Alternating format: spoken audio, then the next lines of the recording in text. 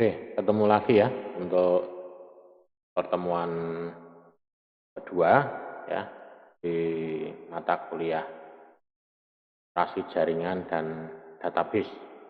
Untuk pertemuan kedua ini ya, nanti kita akan membahas tentang eh, pengenalan SQL Server ya. Oke, langsung saja saya share materi.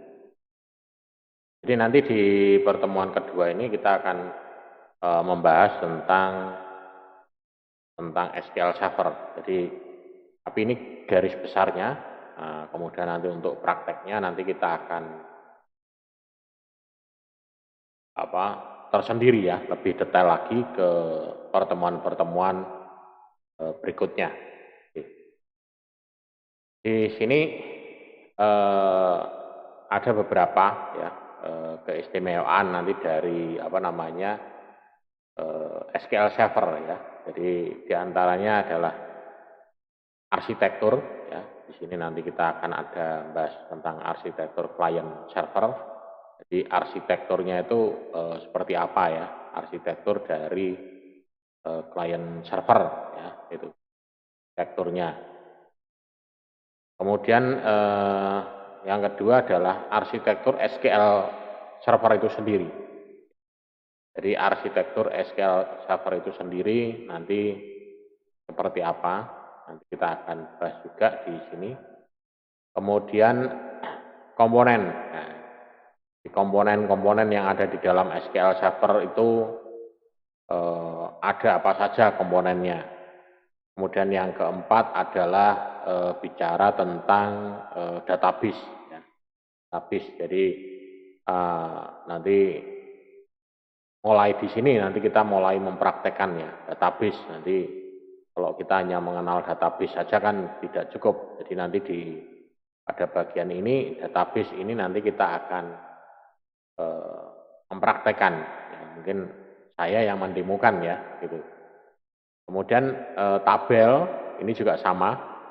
Jadi nanti di sini juga nanti saya akan mendemokan juga cara membuat tabel, ini cara membuat database baik lewat GUI, tampilan GUI maupun tampilan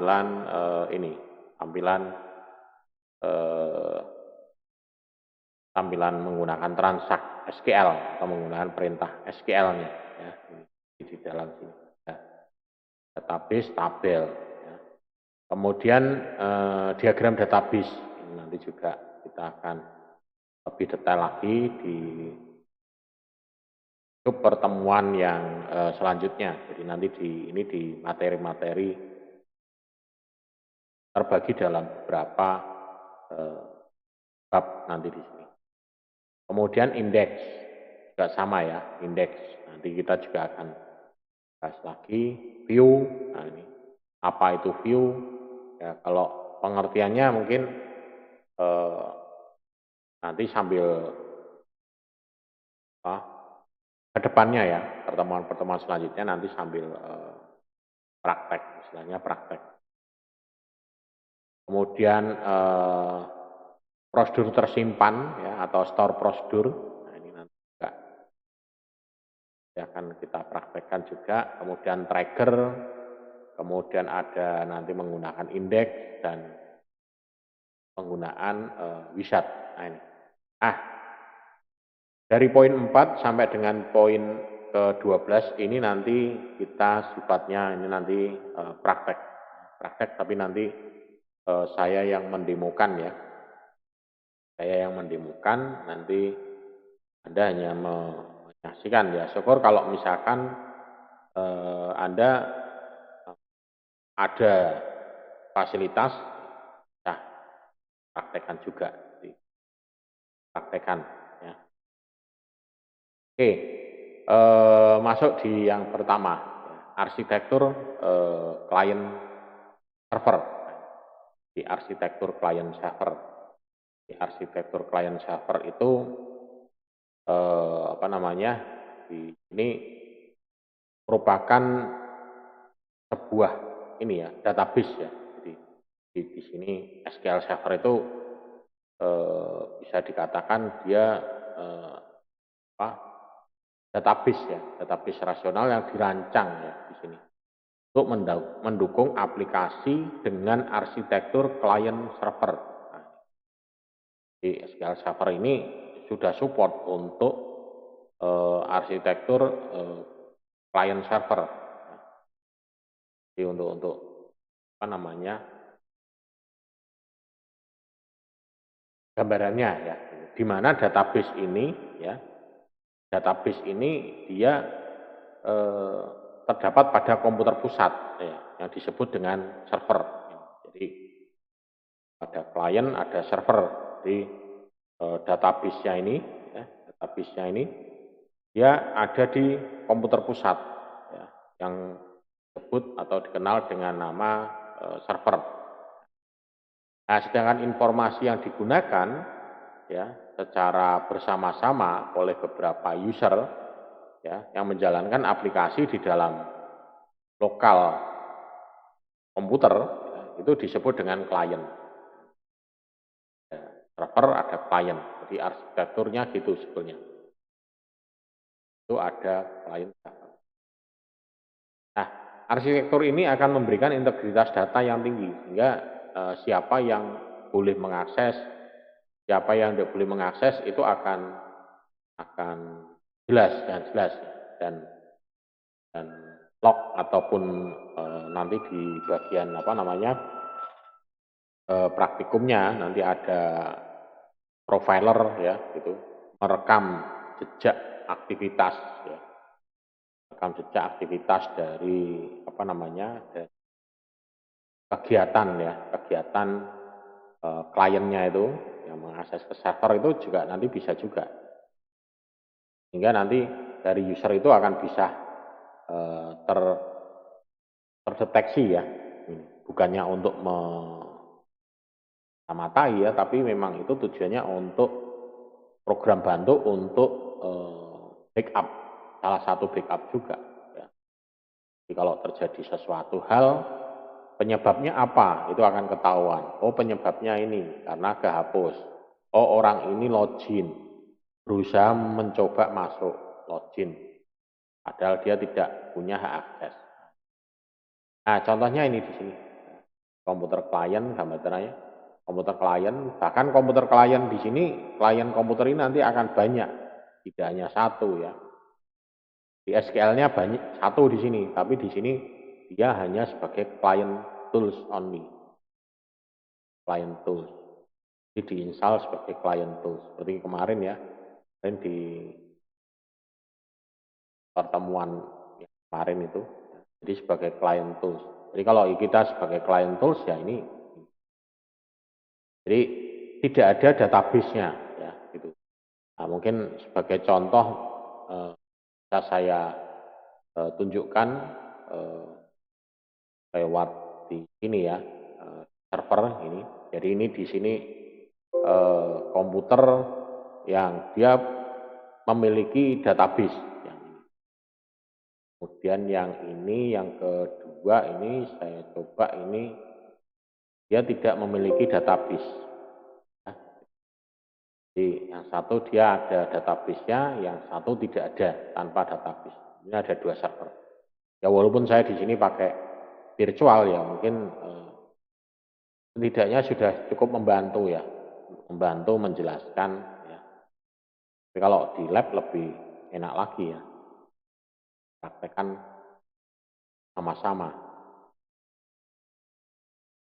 Mungkin bisa saling diskusi, mungkin Anda ada yang sudah bekerja, punya pengalaman, saling sharing. Kita coba ya, ini yang tanpa database ya. Jadi dia tanpa database, jadi di sini dia hanya ada ini koneksinya ini, hanya ada ini. Dan kalau kita lihat di sini ya, di bagian program file biasanya di sini, kemudian ada di ini ada SQL Server. Nah, di sini hanya ini aja isinya. Beda dengan yang satunya ini. Jadi kalau saya tampilkan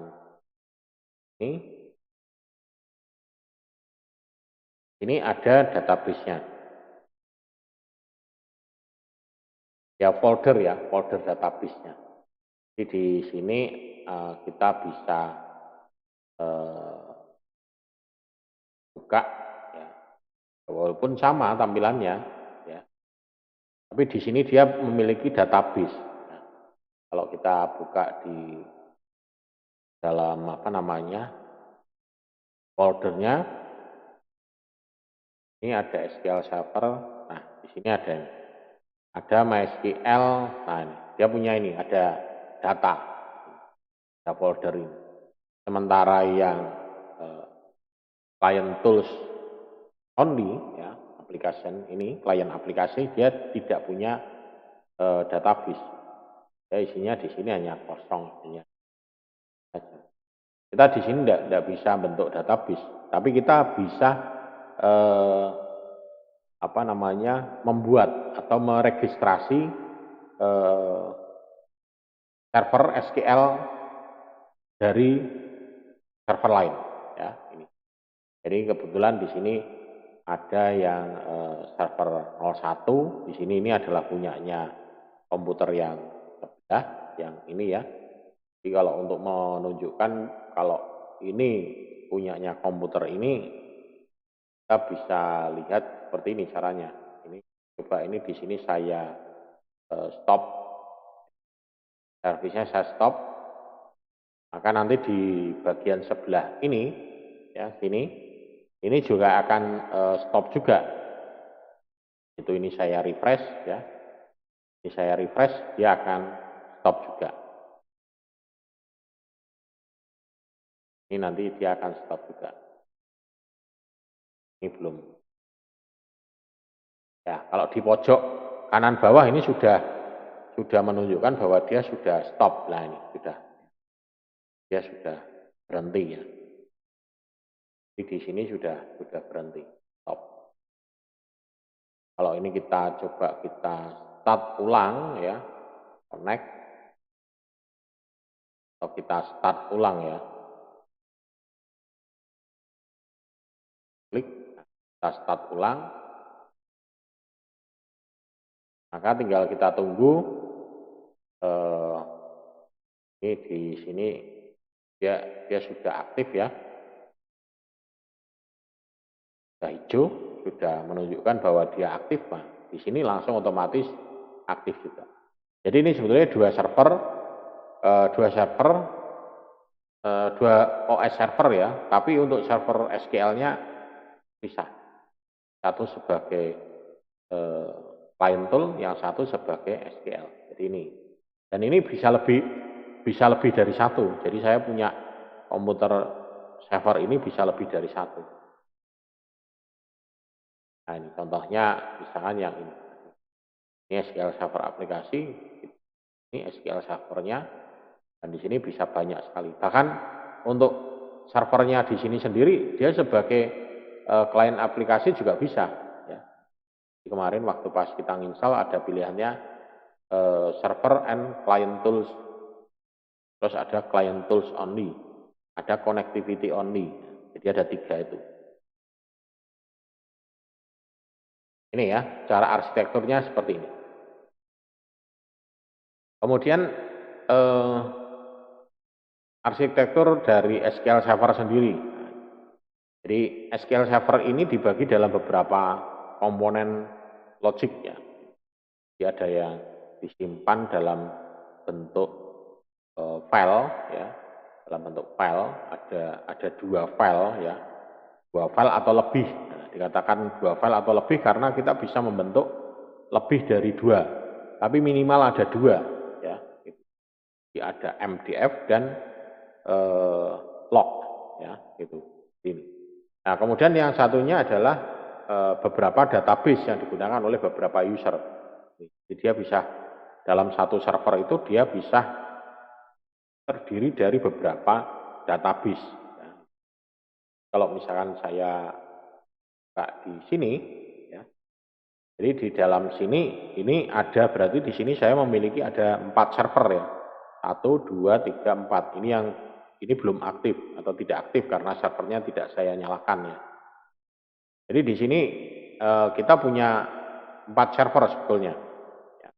4 server, 3 server aktif, 1 server masih off ya, masih mati karena servernya tidak saya running, ya, tidak saya jalankan. Ya.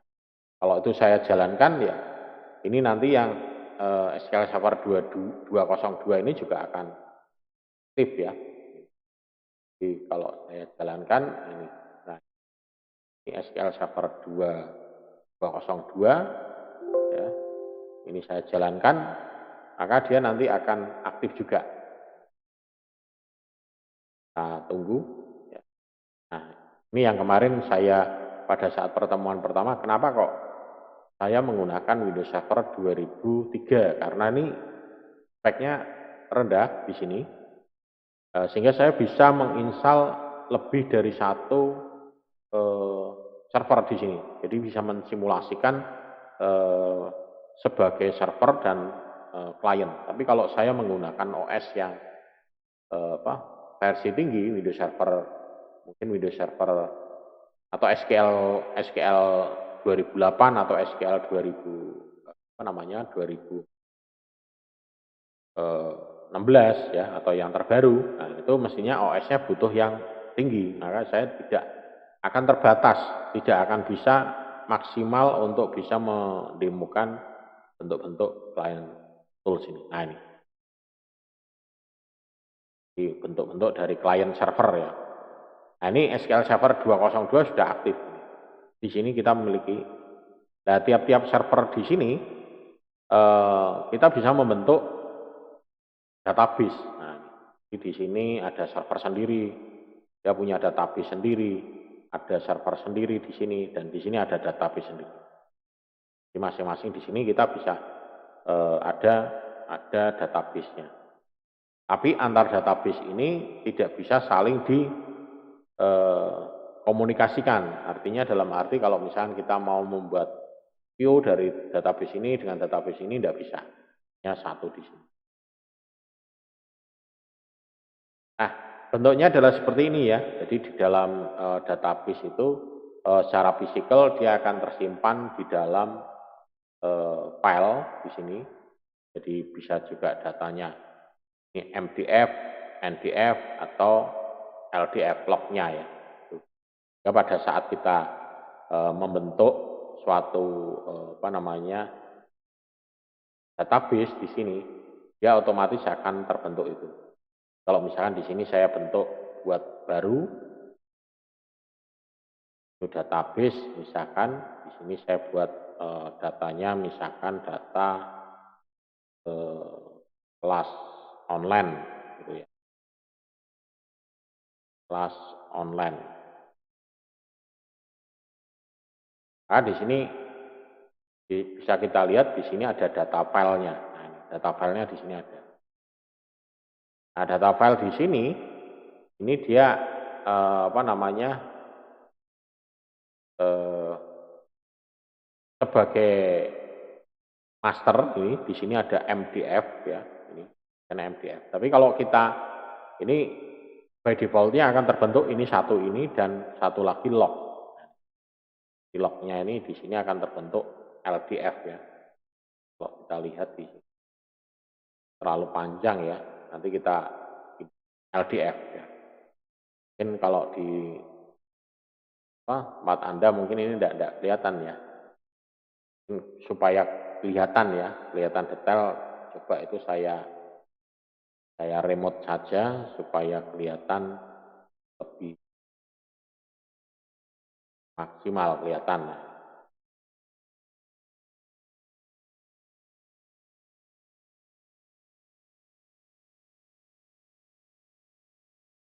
Nah, oke, tapi di sini saya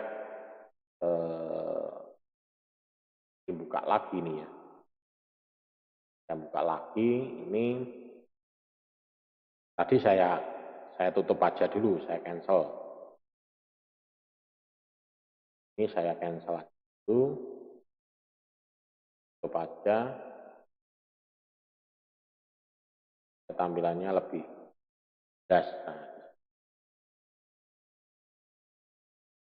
Nah, di sini hanya mau menunjukkan kalau kita membentuk suatu database di sini kan kelas online ya, kelas N. Nah, ini. Nama database-nya tidak boleh pakai spasi ya. Nah, di sini ada data file, ya, data file. Data filenya di sini dia MDF ya. Ini. Sementara di sini dia ada LDF. Kita bisa bentuk lebih dari satu ya, terutama untuk ini MDF-nya ya. Kalau misalnya di sini kita bentuk lagi ya bisa. Ini kita copy, misalkan kita buat di sini, kita kasih nama satu ya. Maka dia di sini dia akan berubah menjadi NDF. Jadi ini MDF, ini NDF. Ini ada dua seperti ini. Ya. Nah, ini yang akan terbentuk di itu tadi di sini. Ini MDF, NDF dan LDF. Jadi minimal ada dua ini. Maksimalnya bisa banyak. Jadi NDF ini bisa kita bentuk lebih dari satu. Ya. Bisa kita bentuk lebih dari satu. Kemudian di dalam database ini dia ada tabel. Tentunya nanti ada tabel, ada apa namanya, ada view, ada prosedur. Nah ini arsitekturnya ya seperti ini. Kemudian komponennya, komponen-komponen di dalam SQL Server itu komponennya ada ini tadi. Jadi setelah tadi kita membuat database ya, nah, komponennya di sini ada database, ada tabel, ada diagram database, ada index, view, store procedure, tracker, full index. Nah ini nanti di sini di pertemuan ini akan saya jelaskan secara singkat dulu ya di sini. Ini penjelasannya nanti secara singkat dulu. Nah, nanti ke depannya ya, nanti mulai kita praktekkan satu persatu. Database dan tabel. Nah, mulai dari ini dulu sekarang. Database. Database itu apa sebetulnya di sini? Jadi database di sini dia sebetulnya merupakan kumpulan ini database. Database itu yang tadi kita buat tadi. Dia terdiri dari dua atau lebih ya file fisik ya berupa MDF atau LDF ya lognya. Dan isinya adalah ini, ada sekumpulan tabel, ya, ada view, ada indeks, ya, ada tracker, ya, kemudian ada prosedur, ya, kemudian ada objek-objek yang lain. Ya. Jadi dalam SQL Server ini kita bisa memelihara beberapa database. Jadi dalam satu SQL Server ini kita bisa punya lebih dari satu. Nah ini contoh gambarannya ya di sini. Kan di sini ada server namanya Servidor NT2. Dia memiliki 4 buah database. Ya. Ya, ada namanya NewPub, NewPub 2, Northwind, dan Pub. Ya. Dia memiliki ada 1 di sini, 2, 3, dan 4 di sini. Ya. Jadi dia memiliki 4 database. Nah, sementara di database ini Northwind di sini ya, ini ada database Northwind, dia menampilkan komponen-komponen yang dipelihara. Jadi kalau masing-masing database ini plusnya diklik, dia akan menampilkan hal yang sama. Ya. Jadi ibarat contoh kalau yang ini ya,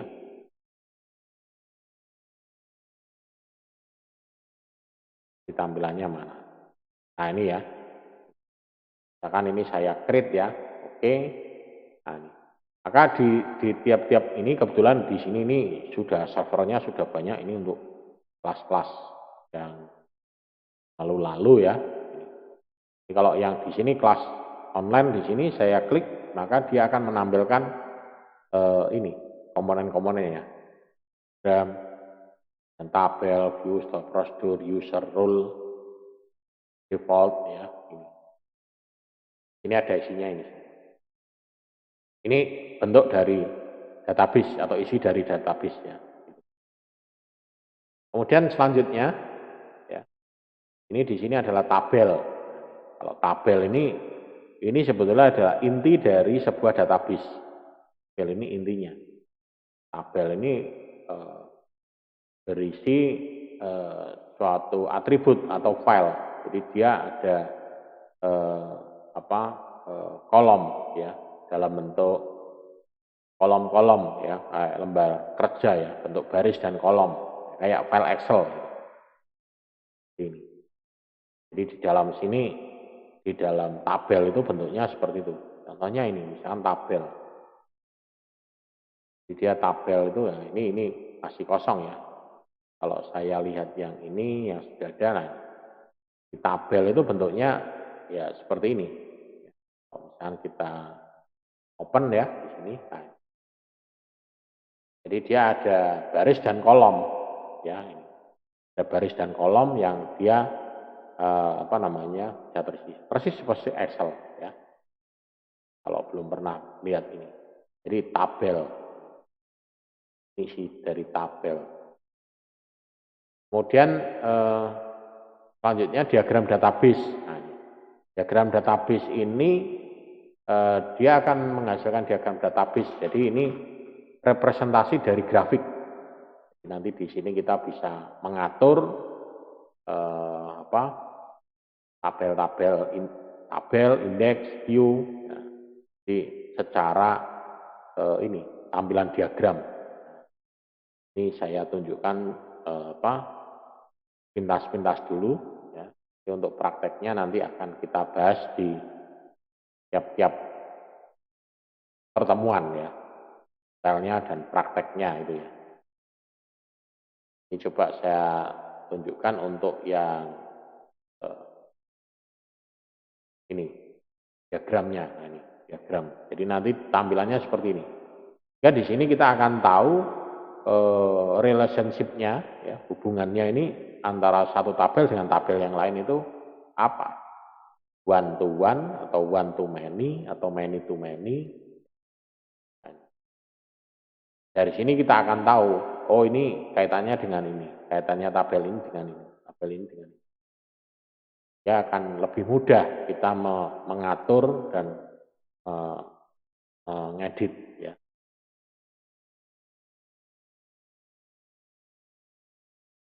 Kemudian yang selanjutnya adalah, nah ini contoh diagram database tadi ya, yang sudah saya tunjukkan.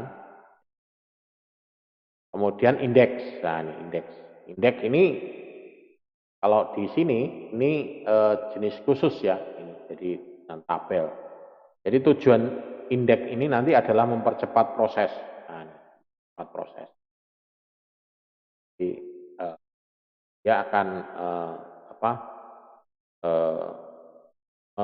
melakukan rekaman ya, rekod atau merekod kelompok-kelompok tertentu ya. Jadi biasanya indeks ini misalkan kayak di buku itu ya, di buku itu di akhir itu ada. Jadi, kemudian misalkan di sini contohnya pada database PUBS ya, employee ini. Ini ada indeks namanya ENP index. Contohnya ini. Jadi employee tabel ini akan diindeks dengan nama index on employee ID. Ya, pada saat kita mencari employee ID, mencarinya bukan di tabel yang besar ini, ya. Tapi dia hanya mencari di tabel yang ada di sini dulu. Oh begitu ketemu ada ini, Baru dia nanti akan ditampilkan baca yang ini. Sehingga tabel ini tidak akan dibaca secara utuh, secara keseluruhan, tapi dia hanya baca langsung, ketemu langsung di sini. Nah, bagaimana kalau yang tidak ketemu? Ya, kalau di sini tidak ketemu, ya baru dia akan mencari dari sini. Itu nanti di sini ketemu akan diindeks, akan direkam di sini, diindeks. Atau bisa juga kita indeks secara manual. Ya. Secara manual kita indekskan dulu semua di sini, itu kita cari di sini. Mungkin kalau dulu di perpustakaan ya, di perpustakaan itu saya pernah melihat katalog gitu ya, tapi katalognya masih dalam bentuk laci gitu ya. Laci kemudian di situ ada alfabetnya. Atau kalau misalkan Anda pengen mungkin pernah mengalami atau menjumpai juga itu di kamus bahasa Inggris. Nah, kamus bahasa Inggris di sampingnya itu ada cekungan ya, kayak disobek cekungan, ada A, AB, terus AT, AD, AE. Nah, huruf depannya itu diawali dari itu. Nah, itu salah satu juga indeks untuk mempercepat. Ya. Kalau saya mau nyari yang misalkan kamusnya misalkan kamar atau room, cari aja di situ R, dibuka, hingga cepat. Nah, coba kalau itu tidak ada itu, mungkin akan bukai, ngelihati satu-satu, mesti akan, oh ini baru M, oh lari ke sana, lari ke sini. Ya. Tapi kalau ada indeksnya itu lebih cepat lagi. Itu contoh di kamus bahasa Inggris atau kamus-kamus itu ya, itu ada itu indeksnya. Indeks di sini juga ya. Jadi dia ini penjelasannya yang tadi ya, penjelasan yang ini tadi. Jadi dia di sini adalah melakukan pencarian pada tabel ini, dan apabila server mendeteksi kolom kuncinya, dia akan mencari di dalam indeks. Jadi pada dasarnya adalah ini.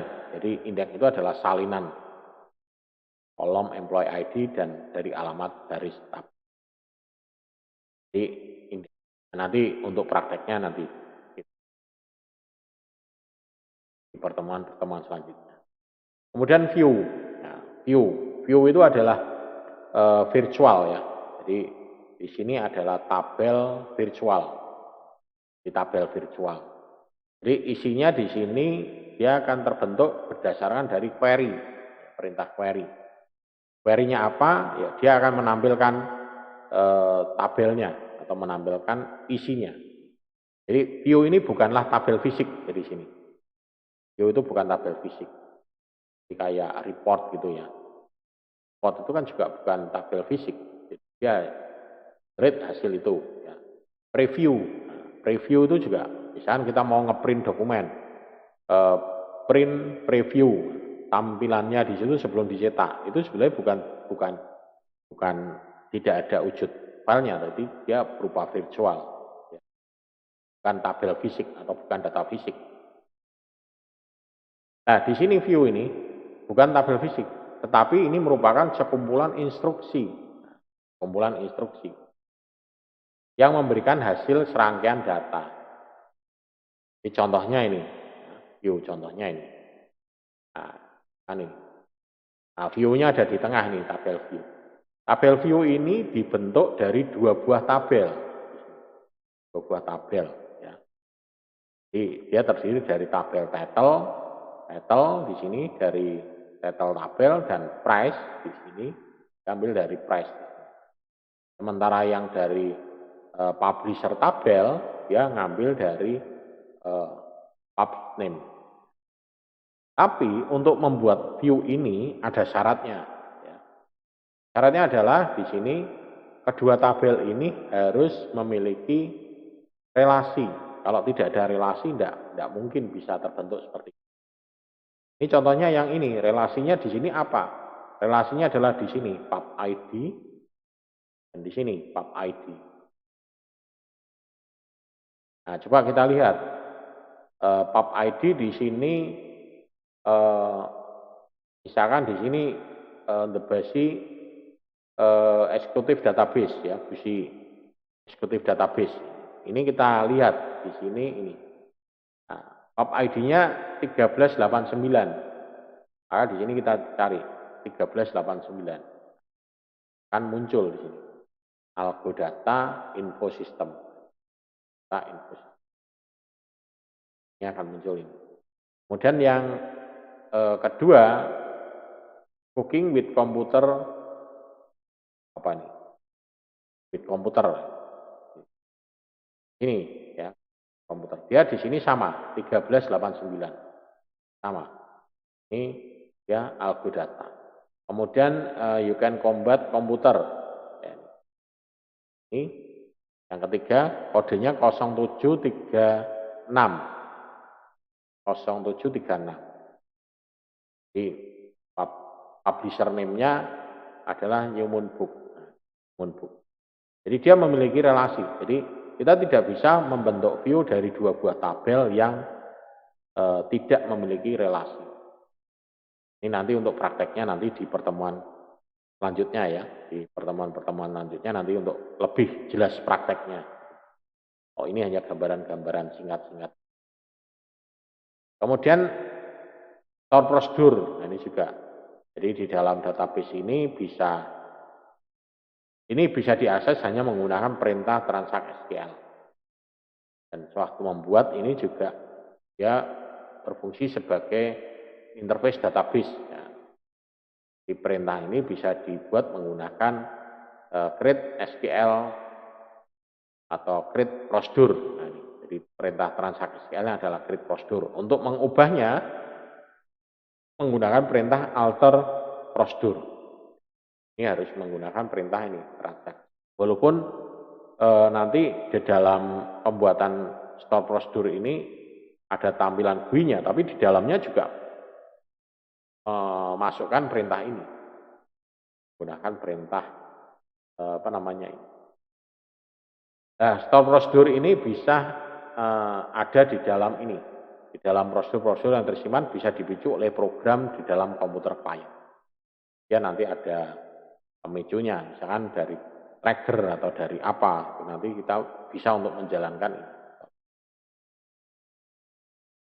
Nah ini trigger. Nah, kalau trigger ini adalah store prosedur yang secara otomatis dijalankan apabila ada di dalam ada perubahan data. Jadi kalau nanti ada perintah insert, update ataupun delete, nah nanti baru dia akan menjalankan apa. Jadi salah satu penggunaannya adalah untuk menerapkan pembatasan atau mungkin untuk backup ya, untuk backup atau untuk bisa juga untuk replikasi data. Jadi, supaya tabel A isinya akan sama dengan tabel B. Jadi kita bisa membuat suatu replikasi, baik itu perintah insert, update, delete, dia akan mereplikasi semua. Ya, dua buah tabel tersebut akan memiliki isi yang sama, tanpa kita harus mengcopy ulang. Ya.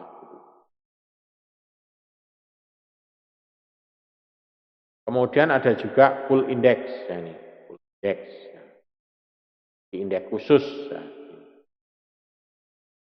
Jadi ada indeks biasa, ada full index. Nah, ini kalau indeks biasa ini dibuat dan dihapus melalui perintah SQL. Kalau yang full index ini dibuat dan dihapus melalui penggunaan store prosedur. Indeks ini bisa ada beberapa indeks dalam setiap tabel. Kalau yang full index ini hanya bisa ada satu. Bisa ada satu indeks pada setiap tabel. Kalau ini ada beberapa indeks dalam setiap tabel. Kemudian kalau ini dia secara otomatis diupdate apabila filenya dari tabel itu berubah, dia otomatis akan diupdate. Tapi kalau yang ini hanya diminta. Jadi pada saat kita mau melakukan indeks, ya baru dia akan baru dia akan melakukan indeks.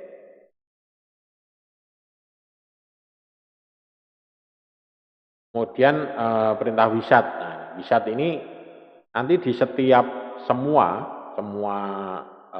bentukan atau untuk membuat komponen ya, baik itu database, indeks, kemudian view, store prosedur, semuanya ada wisatnya.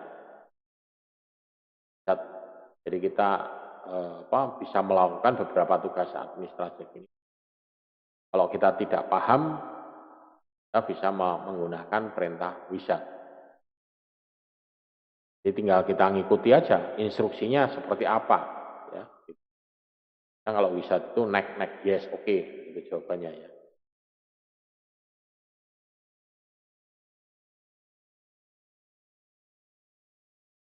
Ini contoh-contoh wisat yang ada di dalam ini, di dalam apa namanya SQL. Ya. Biasanya di sini sudah tersimpan dalam nama misalkan store prosedur. Dia akan tersimpan atau bisa kita lihat di dalam, biasanya di dalam tabel master ya.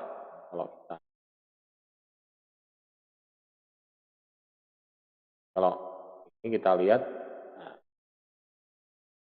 di tabel master. Jadi di sini ada wisatnya. Ini sudah ada prosedur yang dia bisa kita jalankan wisatnya, atau bisa juga dari sini ya.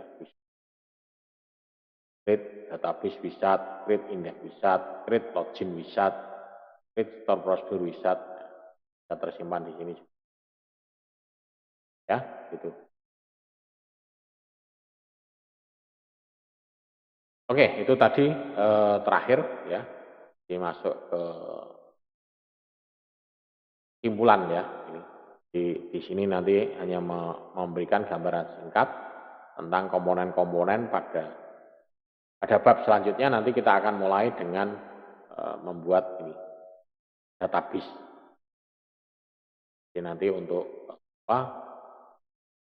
pertemuan selanjutnya nanti kita masuk ke dalam pembuatan database. Nah, itu nanti kita sudah mulai praktek ya.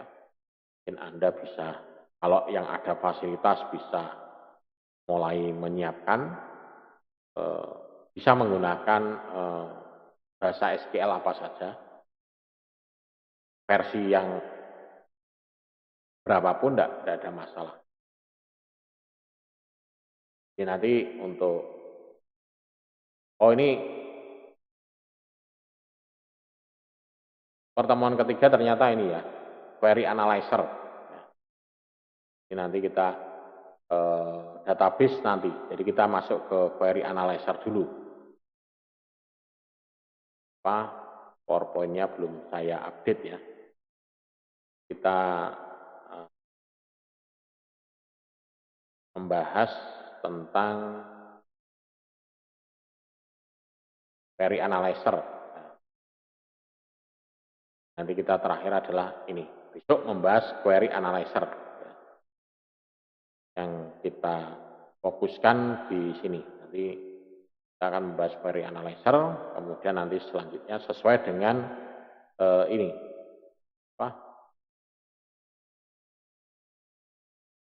RPS-nya ya. Ini ke ringkasan dari RPS-nya.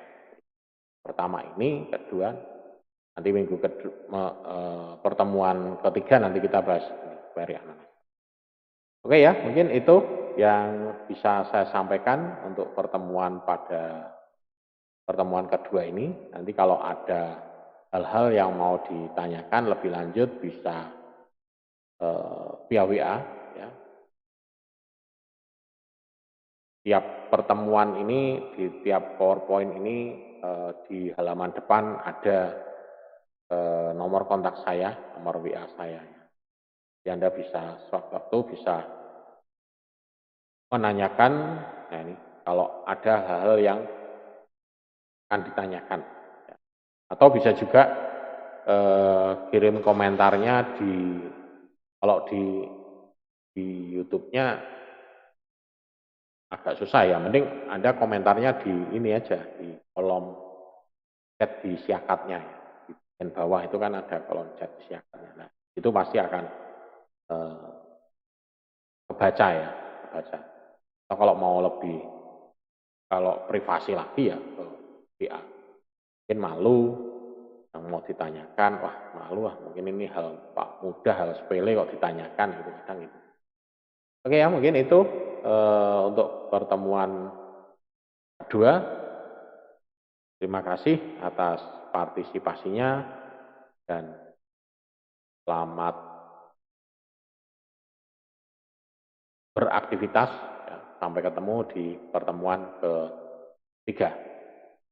Salam sehat selalu.